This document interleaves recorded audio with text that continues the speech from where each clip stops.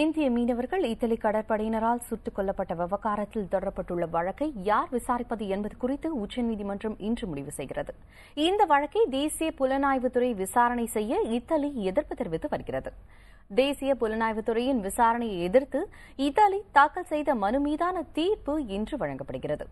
Italy கடற்படை வீரர்கள் மீதான குற்றச்சாட்டுகள் தேசிய புலனாய்வுத்துறையின் கீழ் வராது என்ற அந்நாட்டு அரசு கூறி வருகிறது. ஆனால் மத்திய அரசின் வழக்கறிஞர் வாகன்வதி இந்த வழக்கை விசாரிக்க தேசிய புலனாய்வுத்துறை முழு அதிகாரம் உள்ளது எனவும் வழக்கு விசாரணை 60 தினங்களுக்குள் முடிக்கப்பட்டுவிடும் என்றும் நீதிமன்றத்தில் கூறியுள்ளார்.